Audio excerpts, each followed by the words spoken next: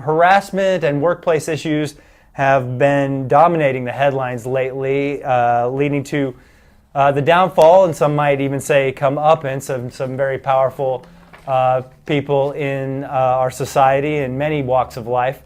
To help ESDs steer clear of those issues or handle them properly, if those do unfortunately happen to arise in your ESD, we've invited local attorney Judy Osborn to give us some very valuable insight. Judy holds a bachelor's in English and a master's in journalism from the University of Texas at Austin, and she has her law degree from UT Austin as well. She's been involved with human resource issues affecting ESDs for some time now. She's a longtime friend of SAFE-D, been to several of our conferences and presented at our workshops and even one of these webinars before. So we're very thankful to have her here. She provides consulting services for ESDs and other organizations whose management wants to be proactive in avoiding problems that can detract from the organization's mission. So without further ado, thank you for coming tonight, Judy, and let's have the floor. Thank you. Thank you. I'm glad to be here. I sometimes call myself a lawyer for employers, which means that I devote myself to helping employers stay out of trouble. I'm not a litigator, and so my passion is helping employers stay out of the courtroom and not get sued. So part of that prevention process that I go through is training, and I do a lot of this training. You notice that the title is not called harassment training. In the old days it was called harassment training, but we have evolved, and frankly it's now more about respect in the workplace. How do we get respect? How do we give respect? How do we manage a disrespectful workplace? And I won't repeat for you all of the media that's occurred with the Me Too movement of the last few months, but with that predicate, it makes this an extremely timely topic. My understanding is that most of you listening in are commissioners, maybe a chief or assistant chief, maybe someone in HR, but all of you are responsible for ensuring that the workplace is respectful and in compliance with all of the relevant laws. So what I'm doing today is sort of giving you the course, but I would hope that if you haven't already trained your employees, you will take these tips to mind and make sure that you communicate to your workforce and make that effective as well. So the goals for everyone today, obviously if you're doing it, cut it out. If you're a victim of harassment, report it. This is what's new though. That's what we've been training for the last 25 years. What's new because of the Equal Employment Opportunity Commission mandate last year, if you're a bystander, intervene. Not everybody's a harasser or a victim, but all of us hear and see things that we can put a stop to, and that will be part of what we talk about before the hour's out. And then finally, if you're an officer, you're a chief, you're a commissioner, you're in HR, you're in management, so you need to manage the situation, and I'll give you some tips on how to do that. We talk about harassment training and we instantly think about sexual harassment.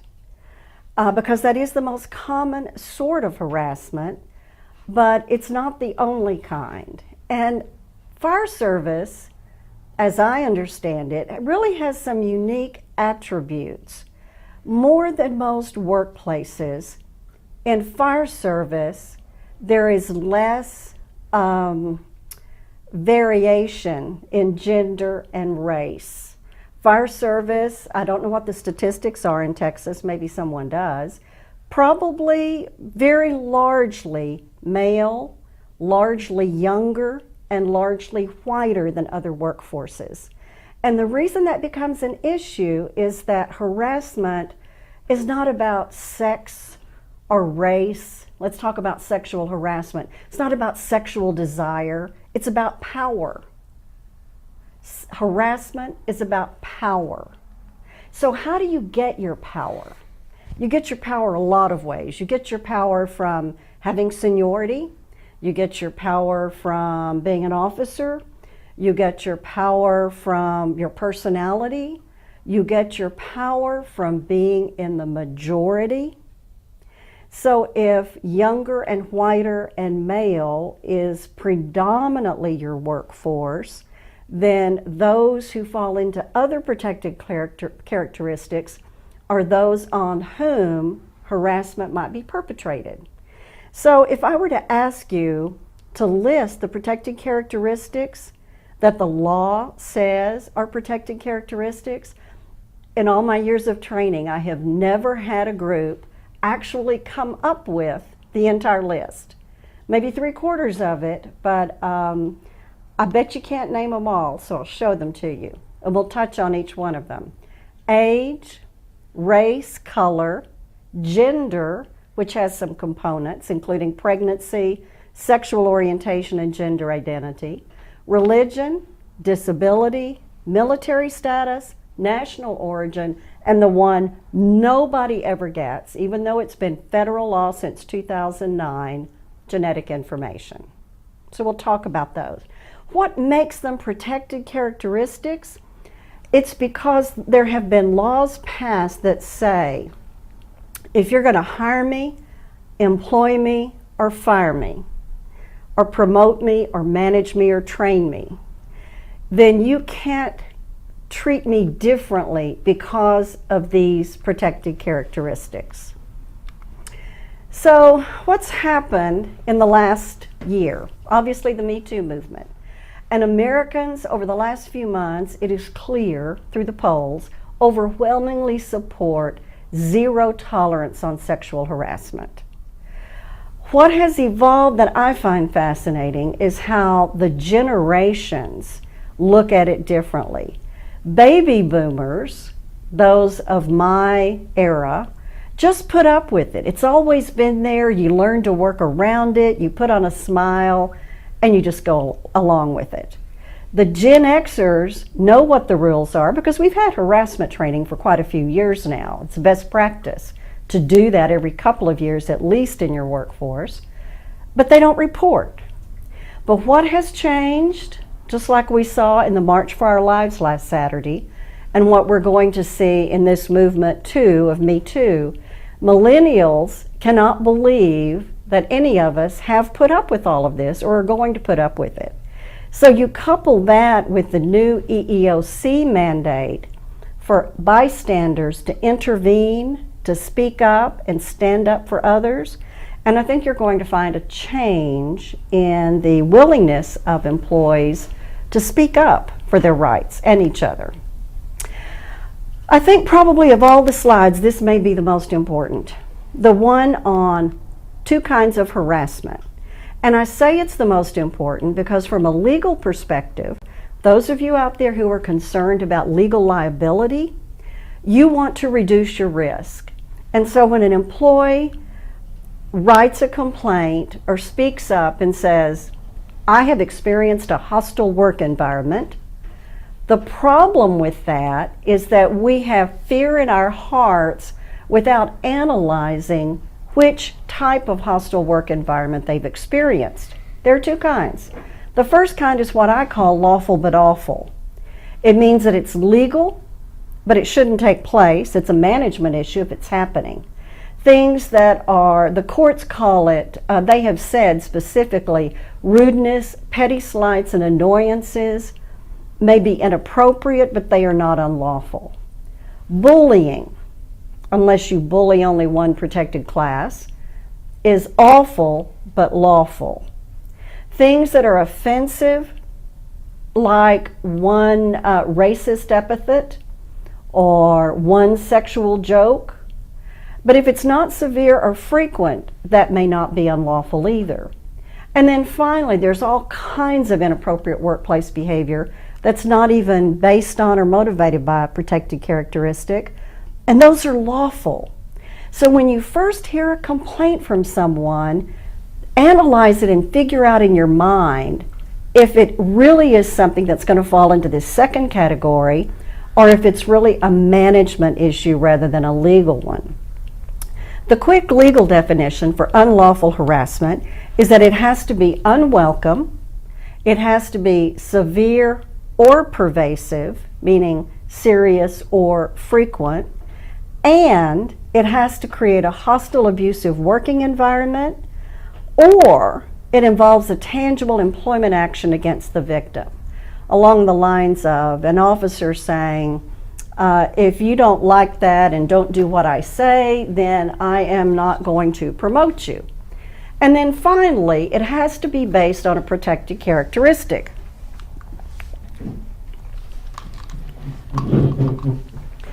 One of the other really important concepts that come up is retaliation.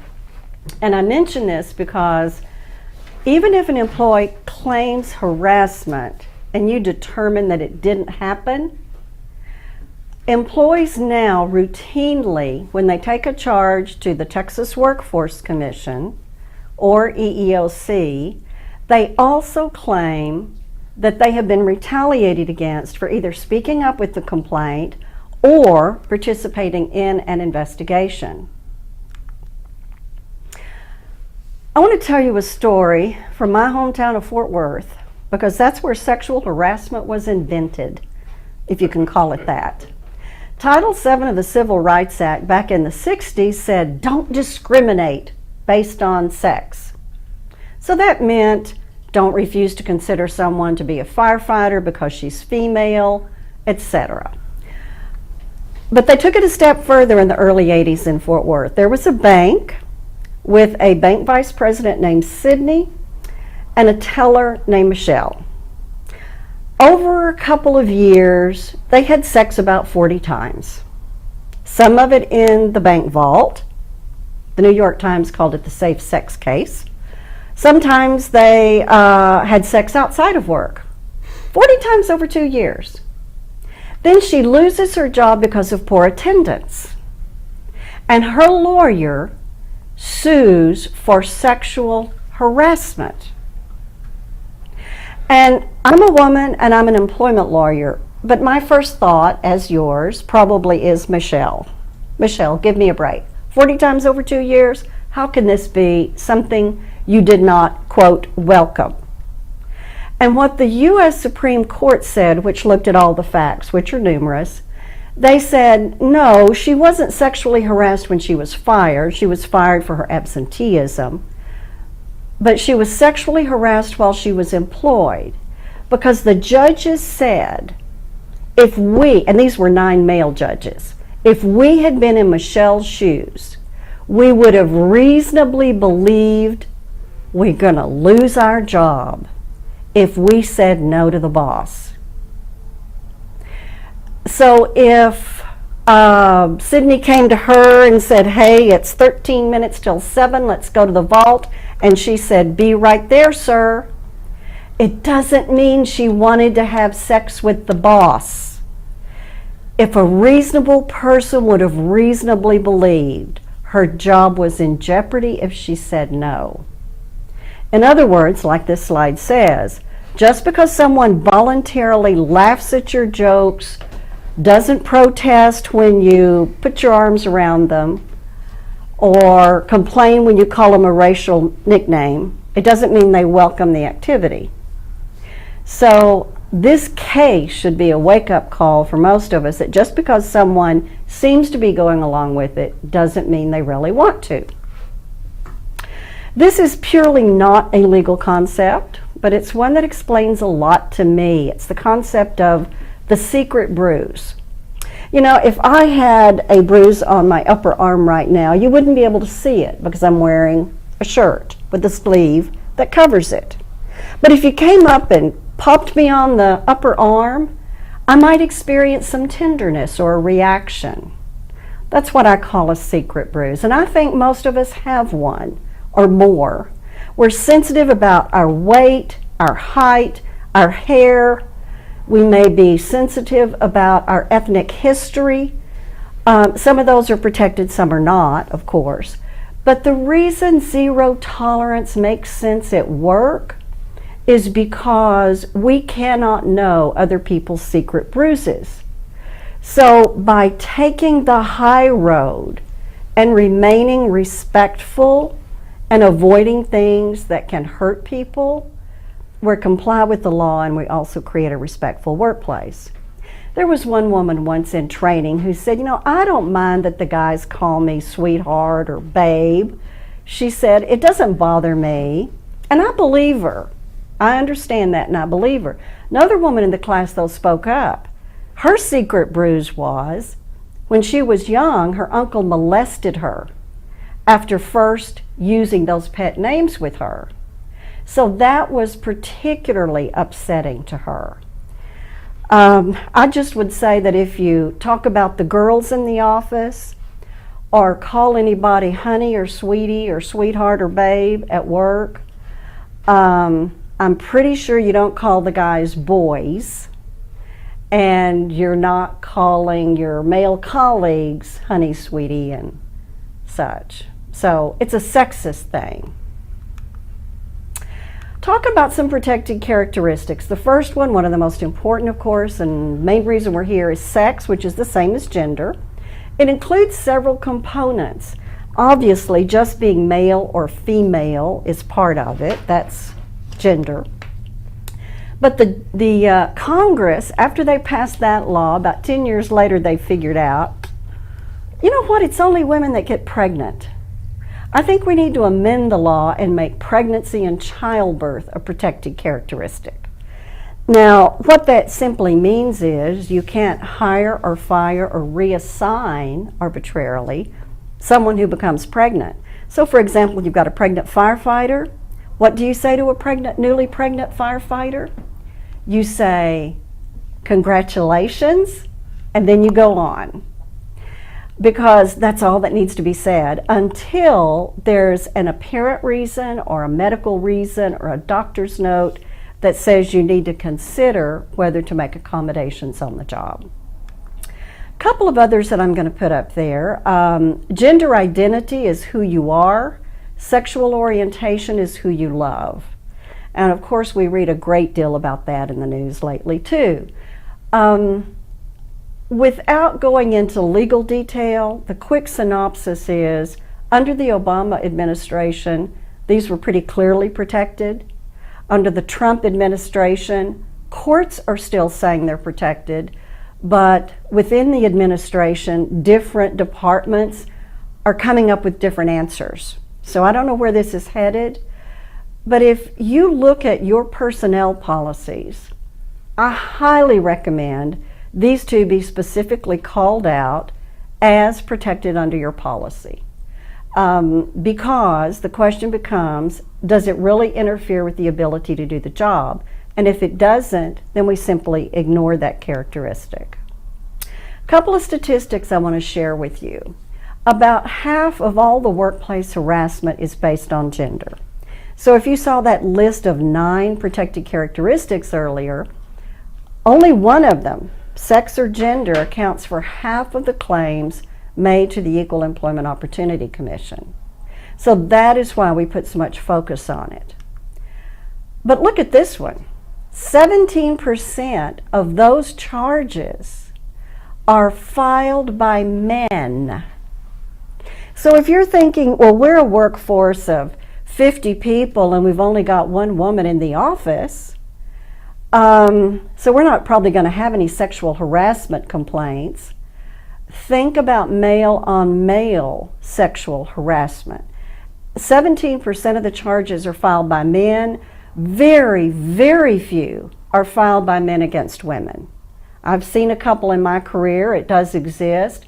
Most are men suing their employer because other men have hazed them, teased them about their sexual orientation, done other obscene and ridiculous and offensive things that were unwelcome, severe or pervasive, and created a hostile work environment.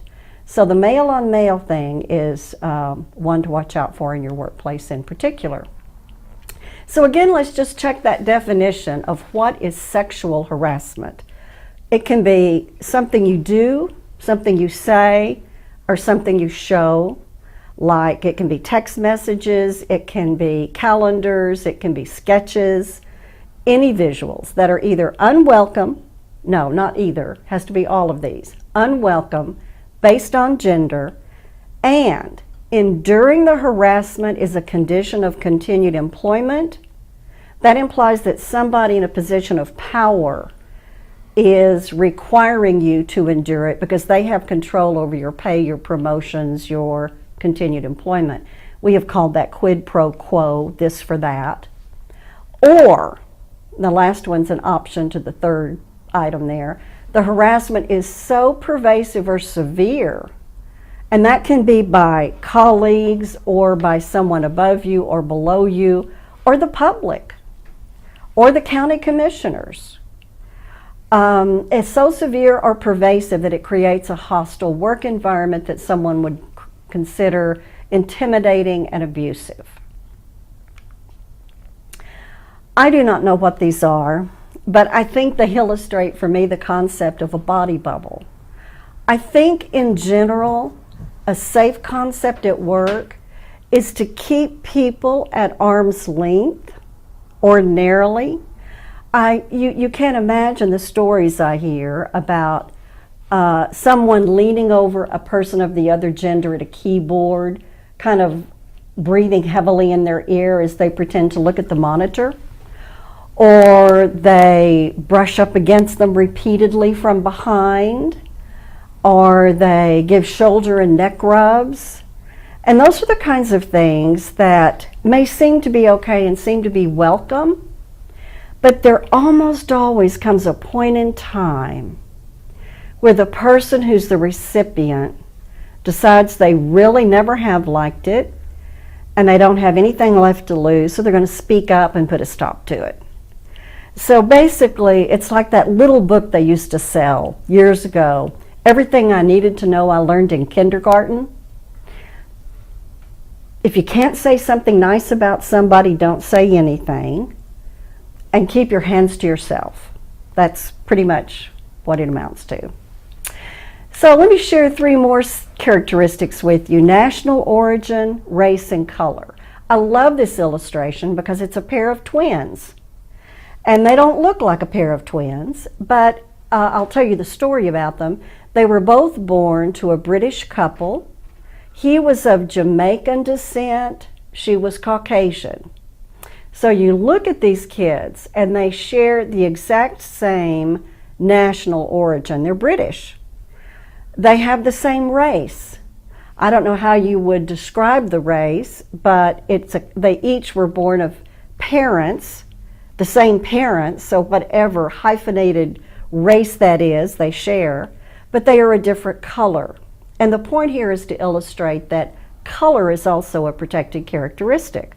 A lot of cases out there of dark-skinned African Americans being sued by light-skinned African Americans for color discrimination and harassment. Religion's very broad. It's so broad it includes atheism, because the definition of religion is a belief in a higher power, good and evil, right and wrong, and if it's held with the same conviction as our more traditional religious beliefs, then it can be protected. So what does that mean? What that means is if you have employees who have a manner, this gets tricky, a manner of dress, a need for time off at a certain holiday, that might require scheduling changes or uniform differences, those become very, very tricky in the fire service. The key, though, is not to reject it out of hand. Call your lawyer. I've had a situation of a Native American who applied to be a firefighter, and he had very long waist-length braids, which wasn't consistent with the grooming standard. So the question becomes, is the hair of that length related to the Native American tradition or religion such that you have to look at whether it's a reasonable accommodation to allow them to keep that long hair? And then if you think it's not, you have to come up with, well, what are the legitimate reasons? What exactly is the safety or other business reason where that's an issue? So the whole point here really is that you have to reasonably accommodate religious needs and preferences. but you've got a uniquely controlled work environment where that's going to be tricky. Just be sensitive to it and don't jump to conclusions without legal counsel. Age is protected, but not young people. Only 40 and up is protected.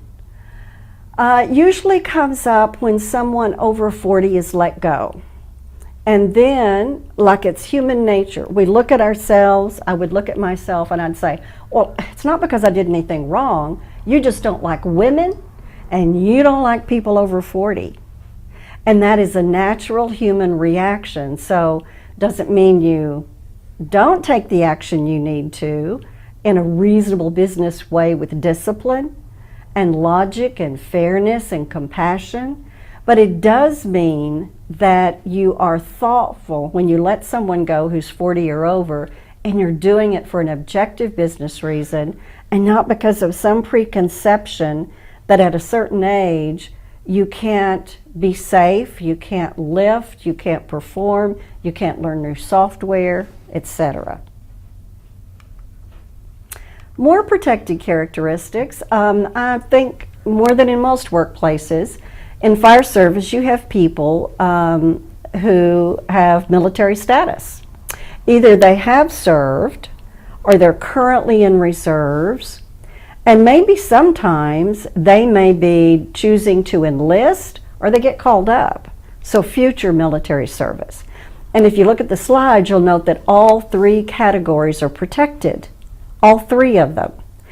I would think, from what I know in fire service, everybody prefers someone from the military, thinking and believing that they have more discipline, more structure, more strength, a lot of the characteristics that you're looking for. In the private sector, sometimes an employer says, if you're going to be gone for reserve duty, I'm not sure I want to bring you on. You're going to miss too much work. So the law says, of course, you cannot do that. It's a protected status. Next to gender, I think disability is the protected characteristic that is most often problematic. And that's because ESD's jobs are, by and large, extremely physical. A great deal of strength and agility are required. So both because of medical conditions and the natural aging process that typically results in more medical conditions, what we find is that we have people who become obese, who hurt their knee, who dislocate a shoulder, have all kinds of medical issues. So we've got to think about, what do we have to do? And that's a 7-hour seminar in itself. But just to touch on this one aspect of a protected characteristic where you can't discriminate or harass based on it, disability means you either have a disability, used to have a disability, or maybe you know to have it and never had it. People treat you like they think you have it. All of those are protected. And again, the key is that the employer has to reasonably accommodate a disability if the changes that it can make in the job that aren't too expensive and will enable the individual to perform the essential functions of the job. So this is the one that everybody misses, genetic information. It's pretty simple. It's any genetic tests from the employee, paternity tests, genetic testing, or family medical history. Where it comes up most often is requiring, before you make a job offer, that someone tell you if cancer runs in their family or heart disease. You can't ask those questions about family medical history until you've already made a conditional offer of employment. Now, where this came up, the first case was in Houston, an office of a bunch of guys, and what happened is 2 of them got in a fight, verbal fight. So to settle it, one of them urinated on the keyboard of the other guy. And so the boss was not too happy, so I think he bundled up the keyboard, bundled up the employees, sent them all out for DNA testing, and linked the keyboard to one of the employees and fired him. But that employee's lawyer knew about the Genetic Information Non-Discrimination Act and said employers cannot do genetic testing. The police can, not employers. Important to remember that when there's bad behavior in the workplace that is potentially unlawful harassment, it doesn't matter what the perpetrator thought. What counts is the impact on a reasonable person. There was a news item a few years back about a judge in East Texas, and the women in that courthouse knew not to get on the elevator with that judge because things were going to happen. Hands were going to stray. Well, this judge went on a trip, and before he left, he called in his legal assistant and he gave her some papers to work on. And then he gave her, according to her, big fat kiss on the lips. He was quoted as saying, "That was just like a kiss I'd give my sister. There was nothing sexual about that."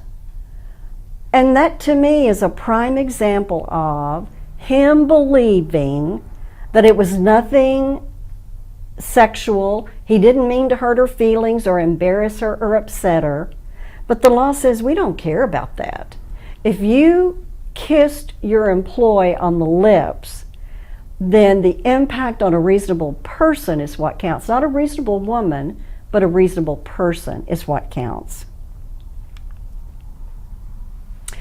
Related to unlawful harassment, jerks at work. When I do employee handbook reviews now, almost everybody, and I hope you do, check your handbook if you don't, no, everybody needs to have a handbook prohibiting harassment at work.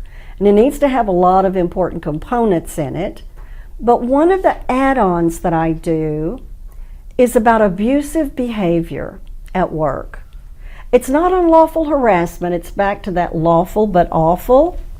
And it's jerks at work. We often have jerks at work in all kinds of workplaces. And these are people who destroy morale by being offensive, by calling people out in public, by hazing and name calling. What I have found, though, is that they almost always cross the line. You know, they're equal opportunity jerks. They're just as offensive to people of color as they are to white. They're offensive to the men and to the women. So that's technically legal. Again, bad management, bad morale, bad culture.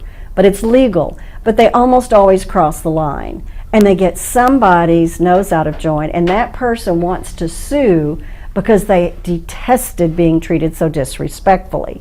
And there are a lot of places that won't deal with jerks at work because they're the high producers, the most effective, the best connected, or whatever reason is used as a rationalization. I want to focus for a minute on stepping up. This is a big, big deal because most of us at work are not victims and we're not perpetrators, but we see it, we hear it. And, you know, one of the mottos of last week's March on Washington was, we call BS. And that is the new emphasis in training for everyone, is to learn how to intervene. And there are several ways you see there. One of them is we're advised not to confront directly unless you're in a management position, of course, and that's your job. But otherwise, don't confront, but ask questions to get the harasser thinking. Why do you say that? Did you really mean what you just said? And appeal to the harasser's principles. Gosh, I always thought you were fair-minded. Shocks to hear you say something so biased, or to use a term like that.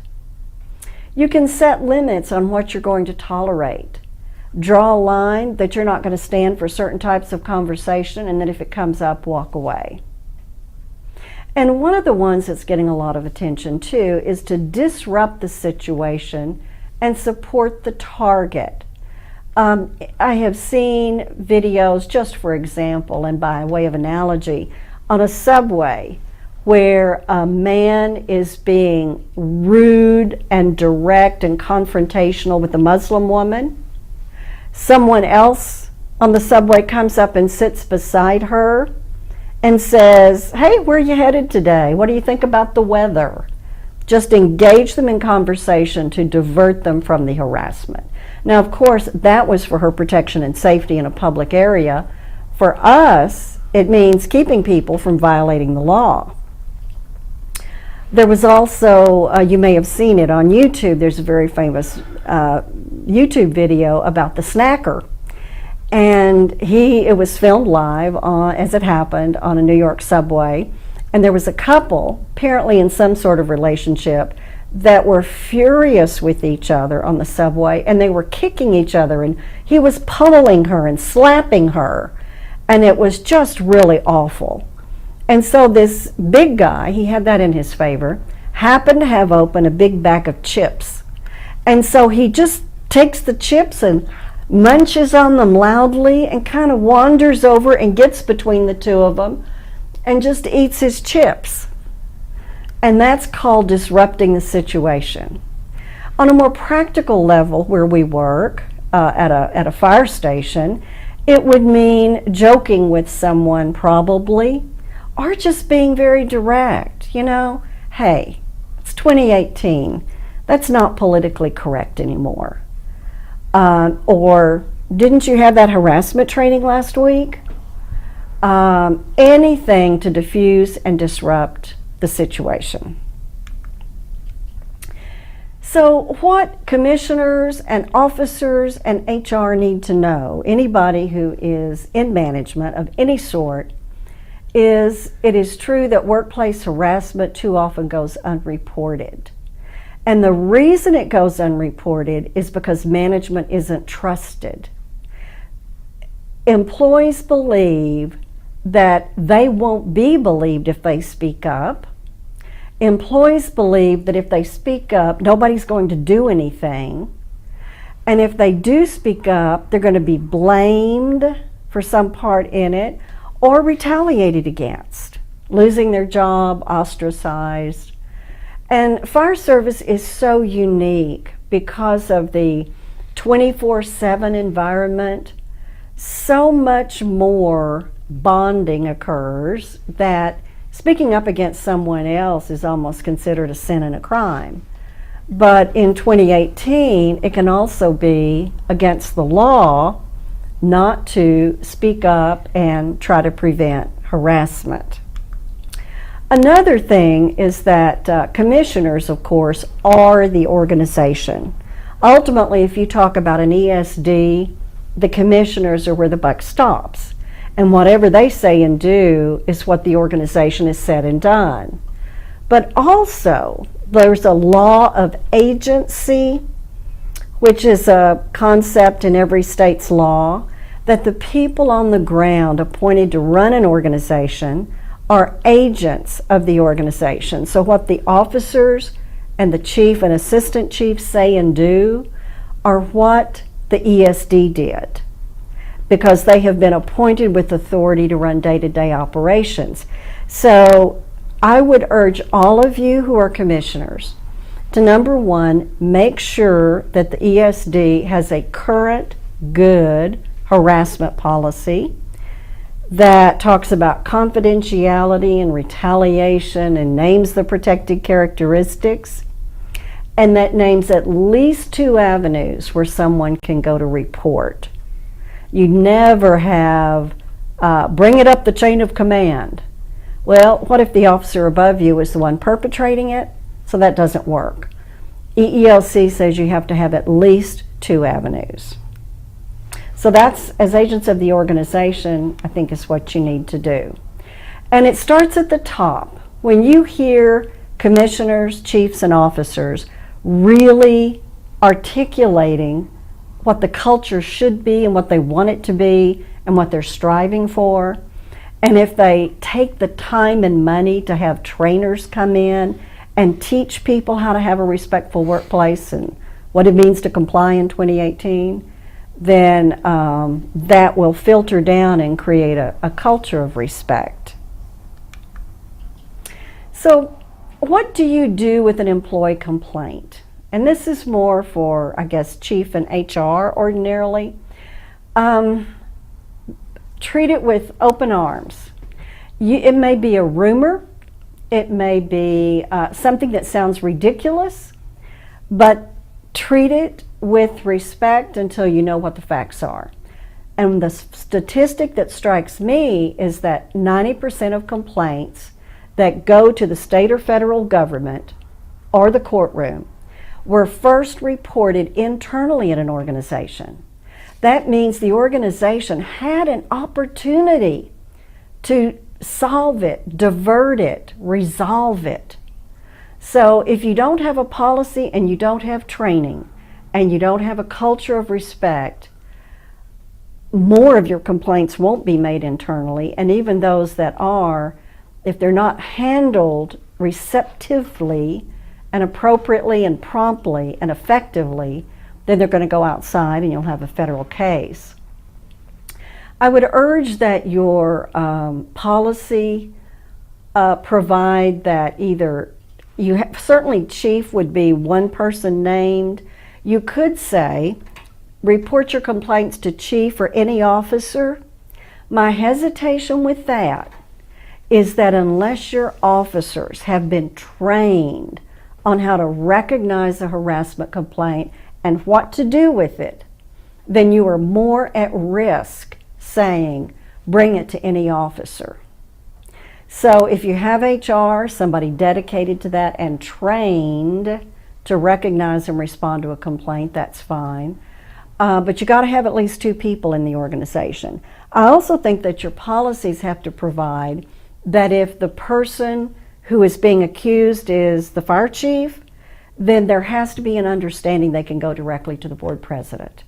You don't want micromanaging. You don't want the board to have employees constantly running to you with operational questions and complaints. That's a big no-no. But if it's something that is involving the chief, that's an appropriate avenue for complaint. And then obviously avoiding retaliation. So how do you investigate a complaint? You investigate a complaint much like you would investigate anything, theft of equipment or money. When it's a complaint of harassment, one of the first things you do, though, is pull out your policy, read it, and make sure you follow it, and make sure that it's already been reviewed by legal counsel so it's current. Be prompt. You cannot respond too quickly. 24 hours is stretching it. Be really, really fast. To be objective and thorough sometimes means you have to outsource the investigation. If the complaint is against chief, or if it's going to cause perhaps a lot of publicity, you don't want to rely on an internal investigation where someone could be accused of the appearance of a conflict of interest. Have that done by someone outside. On confidentiality, if someone comes to you and says, listen, I've got to tell you something. You're going to keep it confidential, right?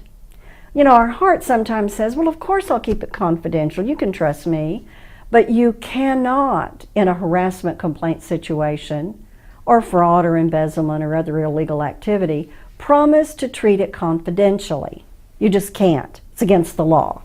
You have an obligation to investigate, so all you can say is you will treat it as confidentially as possible. Discipline effectively. I urge you not to conclude, oh, it's a he said, she said, we don't know. When you've judged people's credibility and work record, and you've thoroughly and carefully approached the investigation, you can probably come up with a scenario that it is more likely than not that harassment occurred or that it didn't occur. And then always follow up with the one who complained. So one of the main things to remember is what this guy always says: before I do anything, I ask myself, would an idiot do that? And if the answer is yes, I do not do that thing. And if we took his advice, I think our workplaces would be a lot better off. So, I wonder if we have any questions. We got a few. We do have a few. We're running a little short on time, but I talk fast. I do want to do one more call for questions, just to get those numbers out there again. Here's how to reach us. Call us at 512-251-8101. You can email us at safety, SAFED, at texas.net. Texas is spelled out.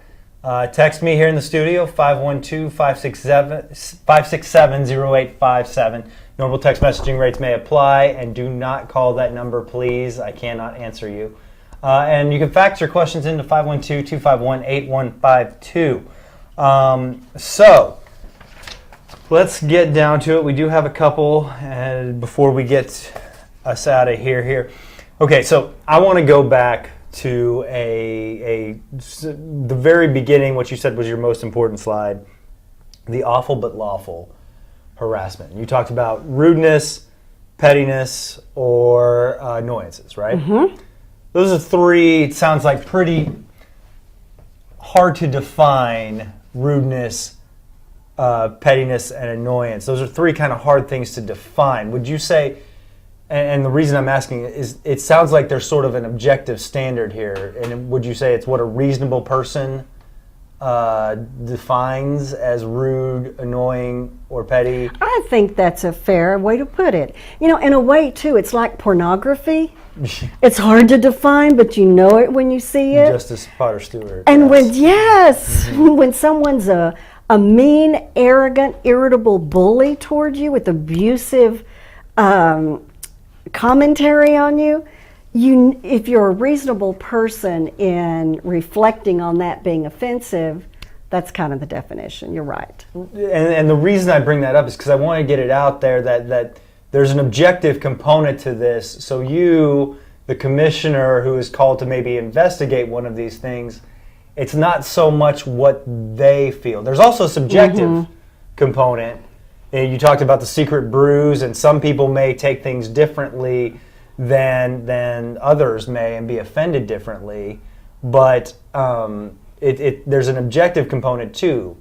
So even if you, the disciplinary or investigating body, might say, well, I don't think that's rude, you've got this sort of reasonable person standard that you've got to, or I don't think that's severe, or I don't think that's, you've got this reasonable person standard that you have to clear, right? And that you're exactly right. And that's another reason sometimes to bring in an attorney from the outside, because they spend all day reading lawsuits and seeing how they're resolved, and they know where to slice and dice it and put it in the hierarchy of offensiveness. These are should be dealt with by management. These are against the law. They can help with that. Because another thing I kind of thought about, and I made a note to myself, is when you're talking about the subjectivity of the victim or alleged victim, you could have a report from a third party saying, I saw this happening to this person. And that person's brought in, and maybe that person, for whatever reason, says, no, I'm cool, I'm okay, it wasn't the greatest day of my employment, but it wasn't a big deal to me. You've still got sort of an objective standard that you have to apply that say, well, it's great that she was, for lack of a better word, cool about it, but another person could reasonably not be so cool about what happened to them, and we still have to take action here. That's what happens a lot in ESDs, in my experience. You got a bunch of people who live together 24/7. They are cool with certain kinds of comments or behavior, and it's fine. And then you get a new guy, and the new guy has a different set of ethics or a different set of morals or a different knowledge of the law, or just as different. And the law says they don't have to put up with it, even if others think it's okay. Right. So the point here that I'm trying to get across to our audience is, if you have something come up and you do an investigation and you're thorough about it, you take it seriously, but then you sit the person down and they say, no, it was no big deal. Number one, you don't know if that person's reacting. They could be intimidated or acting out of a fear of speaking up or rocking the boat. You've got to kind of apply that maybe the next person's not going to be so easygoing about something. So I think that's important for y'all to remember out there, is There's You're a right. subjective standard of how does the person who it happened to actually feel personally, but there's the subjective, like, how would any reasonable person react in this situation, regardless of how the participants in the actual situation reacted or felt, I agree. right? That's totally right. Okay, let's go to a text question real quick here. Okay, well, we talked about accommodations. Is there a objective line for determining accommodations is too expensive, budget percentage, something like that, arduousness of the... Yeah, reasonable accommodation means not too difficult, not too expensive. So what's unreasonable, what's too expensive, what's too difficult? Facetiously, a jury of 12 strangers will tell you in 2 years. Mm-hmm. So what you do is use prospective hindsight. You throw yourself into the future and you say, how am I going to look talking to that jury and defending my action? This person needed to adjust their schedule by 30 minutes in order to accommodate physical therapy, and I told them no, that they were on a schedule and they had to be here at 0700. So it's that sort of thing where you look foolish in the future. What's your budget? So that's the only way you're going to know what's reasonable. That or ask a lawyer who's seen a few cases. Right. It sort of, and I had down here a question about age and ability discrimination. The accommodations you make in the service provider world, both EMS and fire provision or fire protection, you've got some objective standards. Have you seen maybe departments rely on NFPA standards, or are there objective? Because there are obvious tests that some people just can't, physical acts that you are to be required to do, right? Yes. And that's okay to say, look, if you can't get up these stairs, or you can't get through this course, or you can't lift and drag this, that's still okay, right? That is absolutely okay. Absolutely okay. As long as you consistently apply them.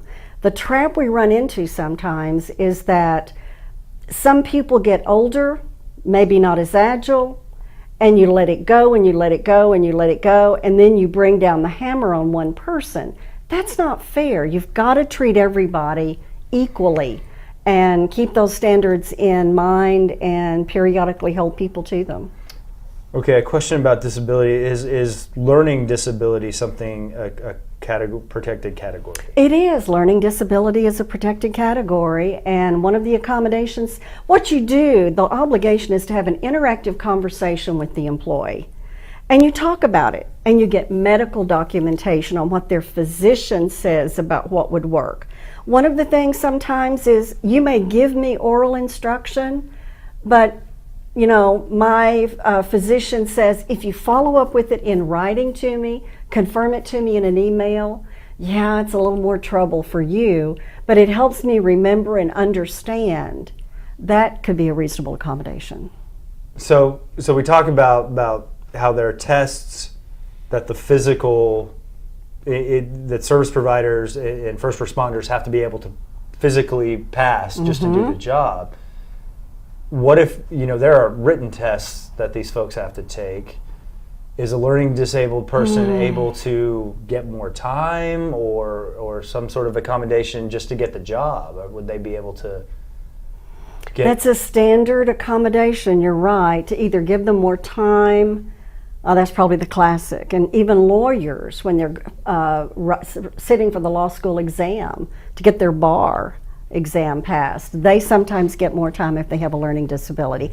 And it's tough. It's such a challenge because what if then you accommodate me so I pass, but what's it going to mean? What's the requirement day to day on the job? Right. That's my thinking is when you're talking a life and death situation, the ability to process information and yes, adapt in real time could be intrinsic to the job that has to be done, and therefore you might reconsider an accommodation. I think we're getting into some sort of specific territory here, and I think it's like you said, talking to a medical professional, someone who's dealt with that, the specific circumstances. And as we should say at this point, Judy is not your lawyer. I want to defend her that, none of this should be relied on as legal advice. You should always rely on your own attorney that you've contracted with. We say that whenever we have an attorney present, just to don't trust anything we've said. No, trust it all, but don't rely on specific information. She's not giving you specific legal advice for your specific situation. So this is we got time for two more. Should ESDs have anti-hazing provisions in its contract with the VFD? So this is the situation where an ESD is contracting with an independent entity, an independent volunteer fire department or fire department, and they have a contract for service provision. Can they work some of this stuff into their contract? Should they? I think they should. I do indeed think they should. One thing I'm just suddenly analogizing it to is when Dell has independent contractors, they require that the company that provides the independent contractors do a background check, criminal background check. So what you're doing is passing down to someone who's going to be integrated into your workforce compliance with the same standards that you expect of all of your people. That's fair and that's good. So that is something that you may want to consider reviewing your next contract negotiation with your service provider, if you're an entity that contracts with a service provider. Kind of making sure, if it's not in the contract, at least requiring the service provider to have proof of these sort of policies and anti-discrimination and harassment claims and sort of ways to investigate those. We'll finish here on this last question. It's basically about when is an apology sufficient versus termination. It basically, I distilled this question down to sort of the question you hear a lot of folks say, and we've heard it in society and the media, when, where is the line of due process for the accused? And I think, you're not a court of law. You're not determining guilt and innocence in a criminal sort of court of law case, but how much should folks who have, they're taking it seriously, the complaint has come into them and they want to do what they're supposed to do, they want to do right, how much is owed to the person the claim's being made against? Do you have to talk to them? Do you have to, that kind of thing? Oh, I think with due process, you absolutely have to talk to the individual. When I do investigations, I first thoroughly debrief the person who has the complaint. Then I talk to any relevant witnesses.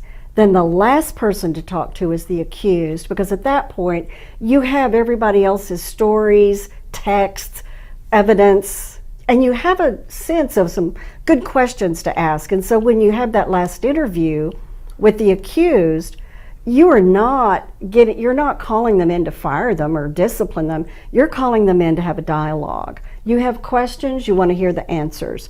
You judge credibility, you put it all together.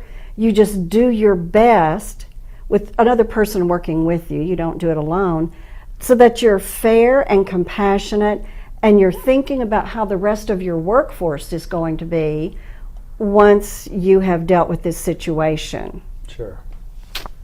So I think we've covered a lot of very important, good ground. Thank you for joining us tonight. Thank you to Judy Osborn for this wonderful presentation. As you said, I think you could do a couple 7-hour seminars, and we may be looking to have you back for some more in-depth training on this issue.